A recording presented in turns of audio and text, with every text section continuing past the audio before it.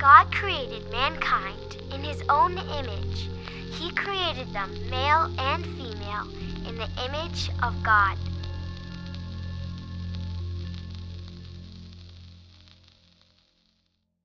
Like a set of new glasses that helps us see the world with greater clarity, the value of human life defines how we see and respond to those around us. From the formation of a child's first tiny cell to life's final breath, all life has dignity and value. Because each and every one of us is made in the image of God. And that is why, when we talk about being pro-life, it's not just about a political issue. It's a worldview. It's a life view. It's a way of looking at each human life that transcends culture, class, race, age, and opinion, knowing that we are all uniquely created in the image of God.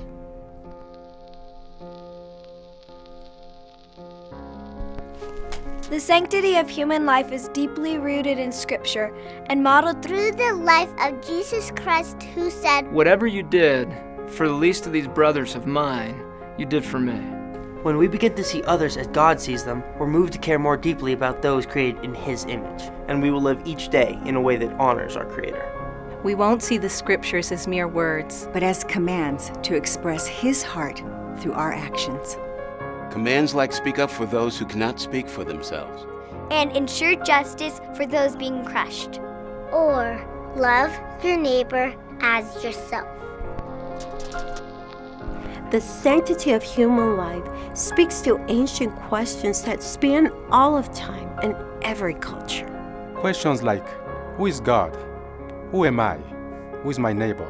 Jesus responded to those questions with the story of the Good Samaritan, who saw another man who was broken and bleeding. And instead of looking the other way as others had, he stopped and cared for that man, even at great cost to himself.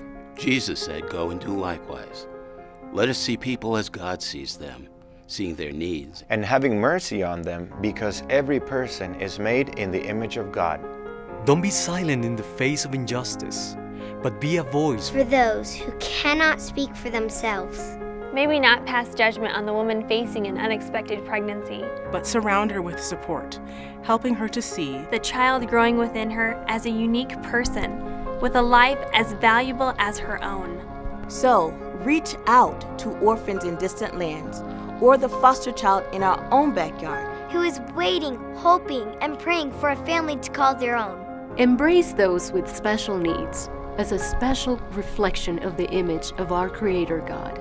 Let us care for the widow in distress and loneliness. And let us befriend those in prison. Let us shine a light on practices that distort human dignity, like human trafficking and the cycle of poverty that limits God-given potential and dreams. Make sacrifices to meet the needs of those dying preventable deaths because they lack food, medicine, and clean water. Let us rejoice in the image of God, as expressed through various skin colors and ethnic traditions, refusing to tolerate racist attitudes that mock the one that created us.